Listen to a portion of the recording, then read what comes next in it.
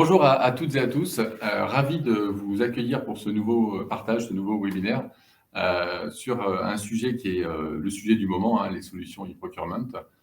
Donc, ravi de vous avoir. Vous êtes plus d'une centaine présents, donc ça, c'est une bonne nouvelle. Donc, l'idée, c'est ça. Aujourd'hui, c'est de vous présenter ces solutions. Quelles sont-elles? Comment optimiser vos processus d'achat pour mieux maîtriser les coûts, notamment. Mais pas que, on va voir. Donc, aujourd'hui, je suis avec Arnaud. Bonjour Arnaud. Bonjour. Donc, pour commencer, donc, je suis Henri Serre, je suis directeur commercial grand compte pour Raja. Et donc, je suis accompagné d'Arnaud aujourd'hui, qui est donc notre e-business manager pour le groupe, pour Raja et l'ensemble de ses filiales. Ravi. Donc, pour commencer, on va juste prendre 15 secondes pour vous présenter Raja pour ceux qui ne connaissent pas l'entreprise Raja encore. Donc, Raja, c'est le leader européen de la distribution d'emballage, de fournitures et d'équipements, essentiellement en B2B. Voilà, le groupe aujourd'hui fait 1 milliard d'euros de chiffre d'affaires, enfin en 2020, cette année un peu plus. Nous avons 200 000 produits en stock sur l'ensemble de l'Europe. On couvre à peu près 19 pays avec 25 sociétés. 14 centres de distribution, c'est ça la pierre angulaire du groupe Raja, c'est vraiment d'avoir dans chaque région, dans chaque pays, des centres proches des clients pour pouvoir les livrer en 24-48 heures partout en Europe. On a à peu près un peu plus d'1 million de clients aujourd'hui en Europe. Voilà, c'était une simple petite introduction pour vous présenter Raja. Donc, pour commencer, Arnaud, qu'est-ce que l'e-procurement? Alors, l'e-procurement, ce terme un petit peu barbare, qui en France, on n'aime pas trop les anglicismes, mais en gros, ce que ça veut dire, c'est approvisionnement électronique.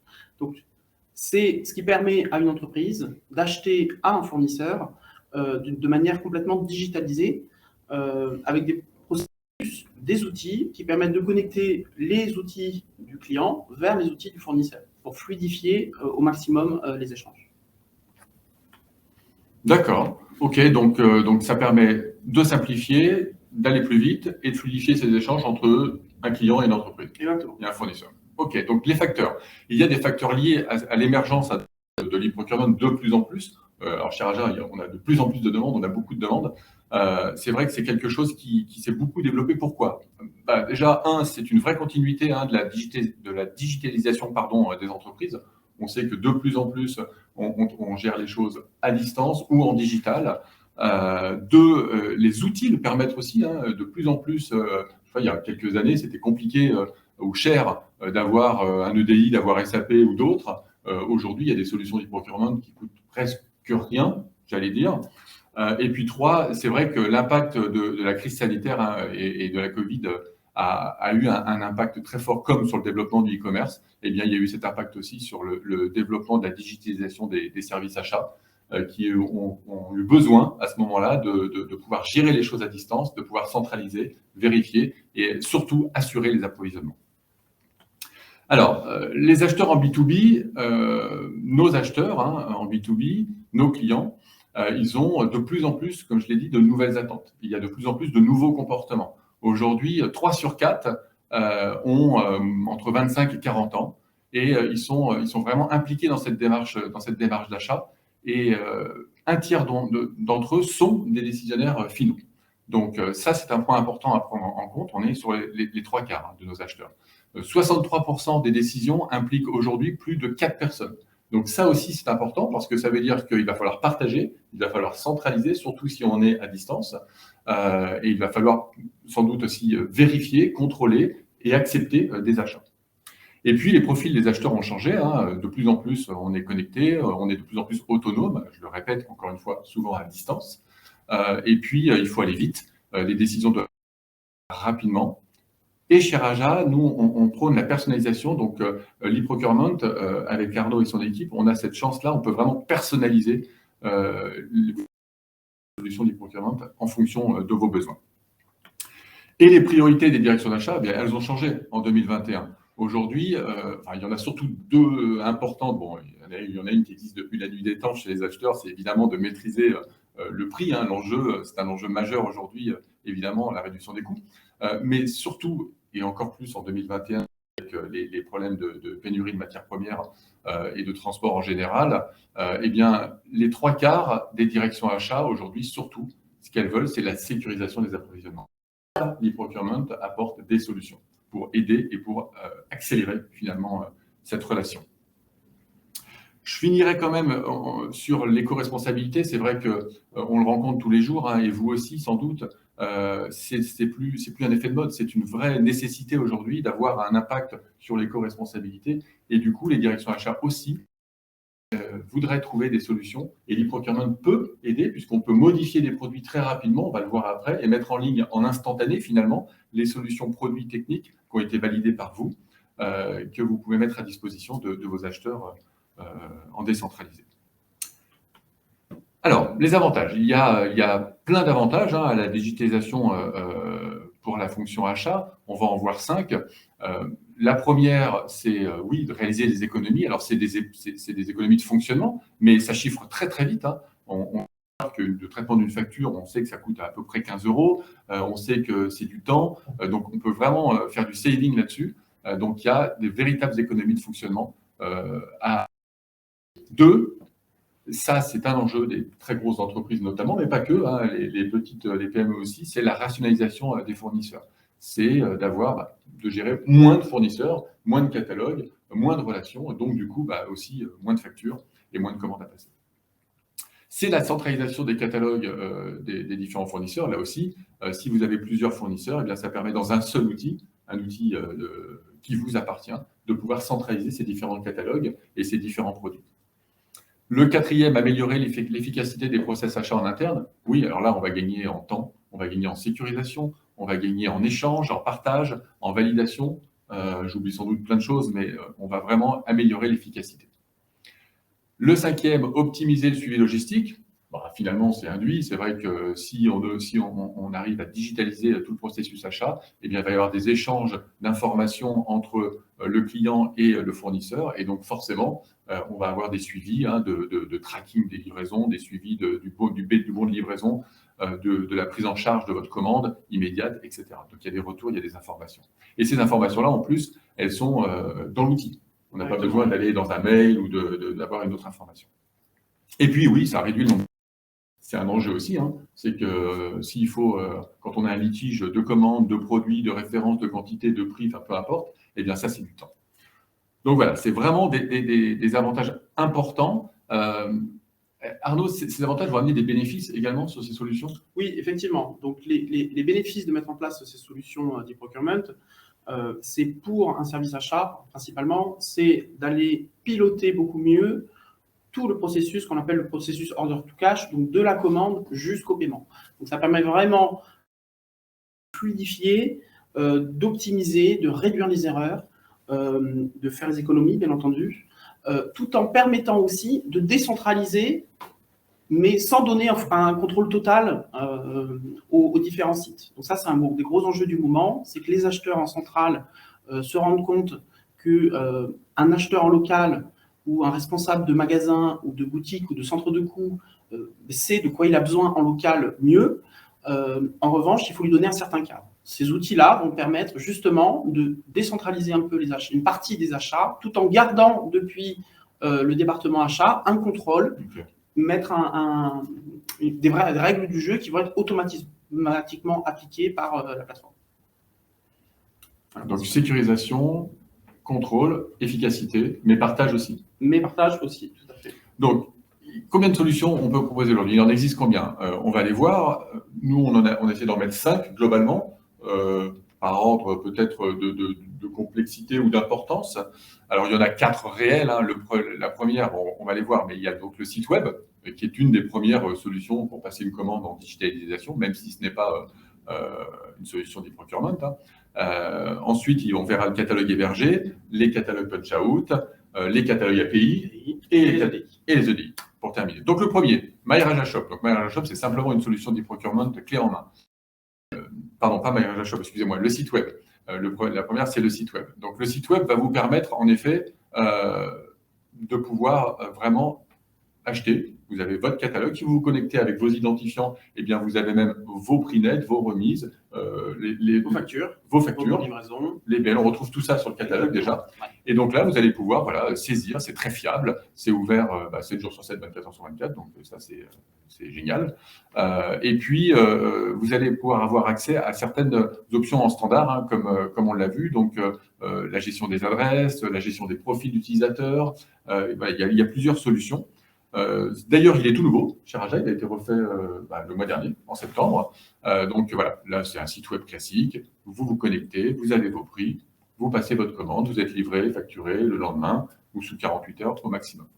Première solution. Alors oui, il y a pas un inconvénient, mais si vous disposez déjà d'un outil, d'un logiciel d'achat, il va falloir ressaisir sur un site web, c'est évident. C'est une des petites choses à noter. La deuxième solution, la deuxième solution, c'est ce qu'on appelle chez Raja, My Raja Shop. Donc, c'est une plateforme web d'e-procurement qui permet, pour une société qui n'aurait pas forcément d'outils très développés ou d'achat, de pouvoir en fait reproduire ce qu'un outil d'achat ferait. Mais à ce moment-là, c'est Raja qui met à disposition de ses clients, en général, on va être sur des sociétés assez importantes, cet outil-là. Donc cet outil-là, comme vous pouvez le voir, il va permettre de créer un mini-espace qui sera dédié à votre entreprise, sur lequel il y aura votre logo, il y aura vos utilisateurs, il y aura vos adresses, il y aura évidemment vos tarifs, et vous allez pouvoir paramétrer aussi un certain nombre d'informations, vos centres de coûts, de dépenses pour chacun des utilisateurs, ou des limites de dépenses en fonction des sites ou du type de produit que vous souhaitez commander. Donc, il y a toute une série de paramétrages qui est possible de faire sur ce portail-là, qu'on va faire pour vous accompagner dessus. Voilà, donc ça, c'est la première étape de l'e-procurement. Complètement personnalisé. C'est complètement personnalisable. Personnalisable en fonction de vous, votre organisation. Donc, l'intérêt de ces sites-là, et c'est quelque chose auquel on tient beaucoup chez Raja, c'est de s'assurer que l'outil est là pour rentrer dans votre processus et dans votre organisation. D'accord, c'est l'outil qui s'adapte. C'est l'outil qui s'adapte effectivement à votre organisation, et c'est pas à vous d'organiser votre organisation en fonction de l'outil. Voilà, exactement. Alors effectivement, donc on est sur un outil web. Donc si vous avez un outil, vous commencez à déployer un outil d'approvisionnement, c'est pas grave. Alors, effectivement, il y aura une double saisie, mais vous pouvez quand même, bien entendu, renseigner votre numéro de commande pour qu'une fois que les factures arrivent à la comptabilité, elles soient automatiquement rapprochées par votre service comptable. Voilà. Merci. OK. Donc là, on est sur la première étape, en fait, des outils d'e-procurement. Donc, les autres étapes, du coup, il y en a 4 autres. Voilà. Donc, ensuite, on a les solutions personnalisées, donc les solutions un petit peu plus complexes, qui sont les catalogues électroniques. Donc, on a le catalogue hébergé, les catalogues punch-out, les catalogues API. Et après, on a la transmission des documents commerciaux, des commandes, des factures, des accusés de réception qu'on peut faire en EDI. Donc, le premier type de catalogue dont on voulait parler, c'était le catalogue hébergé ou le e-catalogue, les différentes terminologies qui existent. Donc, c'est un catalogue, en fait, que vous allez pouvoir charger directement dans votre système. Ce catalogue-là, pour que vous puissiez le charger dans votre système, il faut que nous, on vous le fournisse. Et en fonction de ce que votre système a besoin et ce que vous souhaitez voir apparaître dans votre système, on va pouvoir, vous fournir toutes les informations qui vous permettent de créer les fiches produits, en fait, directement dans votre système. Donc, vous aurez les descriptions, vos tarifs, bien entendu, mais on vous en les fiches sécurité, toutes ces informations-là qui vous permettent de recréer, en fait, un peu le catalogue directement dans votre système. Alors, il y a des avantages et des inconvénients. Le majeur de ce type de catalogue-là, c'est qu'on est sur un catalogue qui doit être mis à jour, et chaque mise à jour, en fait, doit se faire plus ou moins manuellement, ce qui fait que s'il y a des ruptures sur certains produits, il y a des choses comme ça, c'est beaucoup moins dynamique que sur les autres. Parce qu'en fait, il est figé finalement. Il est figé à partir du moment. C'est une photo figée à partir du moment où on l'a décidé ensemble. C'est un catalogue qui a lieu à un moment donné dans le temps. Voilà. Donc du coup, il y a une deuxième étape, si on va aller plus loin. Alors, si on va aller plus loin, après, voilà, on est sur le catalogue punch-out. Alors, qui est le catalogue, on va dire, le plus à la mode en ce moment, parce qu'effectivement, ce catalogue-là, il permet, en fait, c'est le fournisseur qui va faire tout le travail de mise à jour du catalogue. C'est un catalogue web. C'est un catalogue web qu'on va. Donc, il y a un certain nombre de technologies. Il y a 2 technologies, l'OCI et le CXML, qui permettent en fait d'intégrer le catalogue web du fournisseur directement dans l'outil d'achat en dynamique.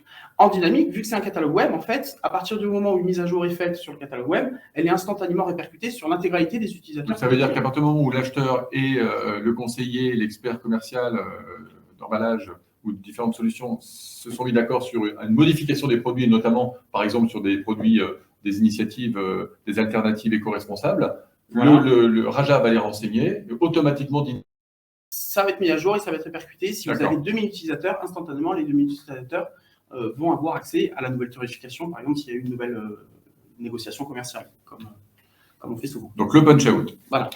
Le quatrième, alors le quatrième, l'API. Alors ça, voilà, c'est le petit nouveau dans le monde de l'e-procurement. Alors les API sont pas nouvelles parce que ça existe beaucoup. Alors une API, c'est quoi? Assez vulgairement, hein, c'est une technologie qui permet de communiquer entre deux systèmes. Voilà. Donc ça permet en fait aux fournisseurs d'envoyer dynamiquement toutes les informations, et ça serait à peu près les mêmes informations qu'on avait tout à l'heure dans le catalogue hébergé, donc les descriptions, les images, tout ça, sauf que c'est envoyé dans et mis à jour à un flux tendu. Alors, on se met d'accord sur une fréquence, mais ça peut être mis à jour, par exemple, toutes les heures, ou toutes les semaines ou tous les jours, en fonction des besoins. On peut aussi choisir de dire, je mets juste à jour les stocks toutes les 40 minutes, par exemple, c'est possible.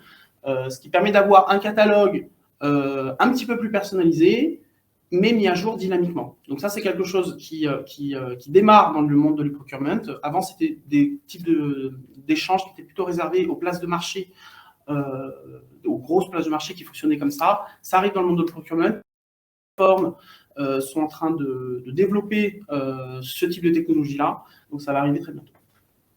Impeccable. Et la dernière, donc la plus complète, voilà. L'EDI. Alors après, une fois qu'on a mis en place un catalogue, l'intérêt, c'est aussi d'automatiser la transmission des bons de commande, des factures, des bons de livraison. Et c'est ce qu'on a, c'est l'EDI. Donc l'EDI pour échange de données informatisées en français. Voilà. Donc c'est une technologie qui permet en fait de connecter votre système d'achat à celui du fournisseur et d'envoyer un document qui sera automatiquement absorbé par le système du fournisseur. Et dans l'autre sens, pareil, pour la facturation. Donc en fait, c'est ce qu'on appelle côté facturation, la dématérialisation fiscale. Voilà. On voit un peu d'ailleurs derrière, on vous a mis une slide d'ailleurs pour essayer de détailler un petit peu les différences EDI. Donc il y a différentes solutions. Donc l'EDI achat. Voilà, donc on a le bon de commande. Alors ça, c'est le principe, c'est ce qu'on appelle des messages. C'est les principaux messages qu'on va échanger avec un client. Le client d'abord nous envoie son bon de commande. Nous, on va lui accuser de réception de cette commande-là. Après, on va lui envoyer son bon de livraison. Et après, on va lui envoyer sa facture. Alors après, il y a d'autres types de messages, certains systèmes. On peut avoir des appels de stock. On peut avoir différents types d'informations qui peuvent être envoyées en EDI. Ça, on va être sur les principaux messages qui sont gérés. Il y a différentes technologies qui sont relativement standards sur le marché. Le marché évolue beaucoup maintenant sur toutes ces technologies-là, alors celles dont on parle depuis tout à l'heure, autant l'EDI que les différents catalogues. Avant, ça se faisait du système du client au système du fournisseur. Maintenant, on a des intermédiaires qui s'appellent les plateformes du procurement, qui sont maintenant présentes dans 9 projets sur 10 et qui font en fait le lien et qui apportent une expertise et qui sont en plus des plateformes web. Voilà, donc nous, on travaille avec la majorité de ces plateformes-là. Et tout ça est automatique. Tout ça, c'est des liens tout ça est semi-automatisé. Voilà, exactement. Là, on est vraiment dans de la digitalisation complète. Voilà, tout à fait. Complète. On a vu les 5. Donc, en résumé, si on veut essayer de résumer un petit peu tout ça, il y a le site web qui, on l'a vu, qui permet, lorsqu'il est bien fait, d'accéder rapidement, même chez Raja, à votre compte, donc avec vos tarifs, ce qui permet d'avoir tout de suite les bonnes datas. 2, il y a le premier My Raja Shop, on l'a expliqué, pour du multisite notamment, ou pour les entreprises qui veulent piloter cela et donner, et contrôler, et donner et sécuriser avec ces différents acheteurs décentralisés, finalement. Le catalogue hébergé, que tu as présenté, le catalogue punch-out, donc on a vu les différences, hein, un est figé, l'autre est dynamique. Les catalogues API, avec cette fameuse prise universelle qui permet à ces connexions, et puis, j'allais dire, le complet, où là, on a tous les échanges. Là, on va être complètement dans l'automatisation et de la digitalisation des différents flux des achats. Donc, voilà les 5, on a mis 6 parce que le site web est en gros les 5. Donc, ça permet aussi, de visualiser, on l'a vu, les catalogues, on ne va pas revenir dessus, d'accéder aux tarifs, je l'ai déjà dit, d'accéder Donc ça, c'est important. Hein. Ça, c'est vraiment important parce que on sait que le traitement de facture va parfois bloquer les processus achats parce qu'il y a un problème sur une facture, parce qu'elle n'a pas été traitée, parce qu'elle a été perdue, parce qu'elle n'a pas été réceptionnée, parce qu'elle a été mal envoyée, oui, ou à la mauvaise personne. Ce qu'on se rend compte très souvent, c'est que dans la grande majorité des non-paiements des factures, c'est soit parce qu'elle a été perdue par courrier ou parce qu'elle n'est pas envoyée au bon destinataire, soit parce qu'il y avait un écart entre la facture et la commande. Ça, à partir du moment où on met en place des solutions d'e-procurement, c'est des cas qui sont réduits de 80%, parce que, étant donné qu'il y a des automatisations qui sont mises en place, il y a beaucoup moins de risques d'erreur, parce que malheureusement, quand vous envoyez une commande par mail, elle est retraitée à la main par un humain. Donc, bien sûr. Humain, forcément, il y a des risques d'erreur. On essaie de ne pas en faire, mais parfois... de ne pas en faire, on en fait toujours le moins possible. Mais en tout cas, la machine to machine, la machine to machine, il y a beaucoup moins de risques. Le cas d'achat de vos collaborateurs, oui, parce que voilà, ces solutions-là permettent aussi, entre guillemets, hein, pardon pour le terme, mais les achats sauvages des différents sites qui peuvent acheter en local, alors que là, dans l'e-procurement, tout est centralisé et ça permet vraiment de contrôler et de centraliser. Voilà, et de s'assurer aussi que pour un acheteur aussi, s'assurer que chaque respecte bien les négociations commerciales qui ont été faites par l'acheteur au niveau du siège, par exemple. Exact. C'est très important. Et puis, on l'a dit, sécuriser les paiements. C'est pas que les paiements, c'est fluidifier, contrôler toute la chaîne. Ça permet de sécuriser. Voilà, on a essayé de faire assez court dans ce format pour partager avec vous ces différentes solutions.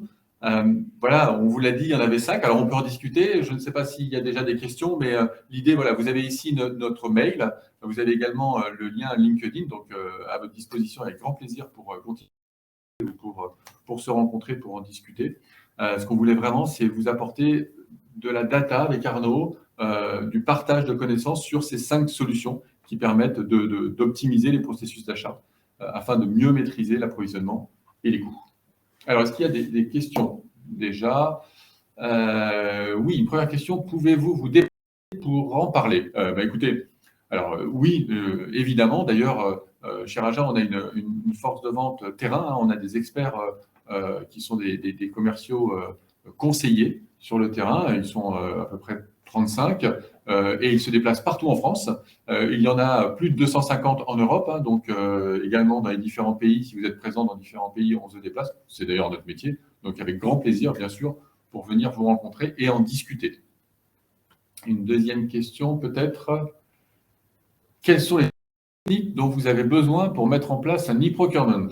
Alors là ça va être très dépendant en fait de la solution qui va être choisie. Alors en fait, à partir du moment où il y a un besoin d'e-procurement, c'est là où en fait on travaille beaucoup avec les équipes commerciales, c'est qu'il y a directement une discussion qui doit avoir lieu avec l'acheteur pour bien comprendre quel est son besoin, et en fonction effectivement du besoin et des outils dont dispose l'entreprise, on pourra échanger et communiquer sur la mise en place de projets. On est vraiment sur des projets, donc il n'y a pas une liste toute faite, ça dépend vraiment. Mais bien sûr, il faudra les adresses, il faudra que les comptes clients soient créés, tout ça. Mais voilà, en fonction du type de projet, il faudra des informations différentes. Donc, voilà, exactement. Donc la première étape, effectivement, c'est de convenir ensemble de là ou de les solutions qu'on mettra en place. Voilà. Alors une question sans doute liée à ce que tu disais tout à l'heure. Avec quelle plateforme travaillons-nous, puisque tu disais qu'on travaille avec différentes plateformes? Alors aujourd'hui, on travaille avec les principales plateformes voilà, qui sont SAP Ariba, qui sont Coupa, qui sont Proactis, qui sont Evalua. Voilà, donc on a des partenariats assez privilégiés avec ces plateformes-là, parce qu'on a beaucoup de projets avec toutes ces plateformes-là. D'accord. Donc c'est vraiment des partenaires aujourd'hui, toutes ces plateformes-là. Donc on se repose beaucoup sur elles.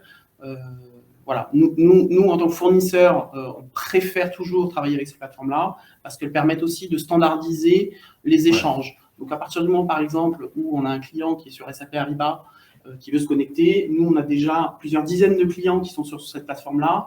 Donc,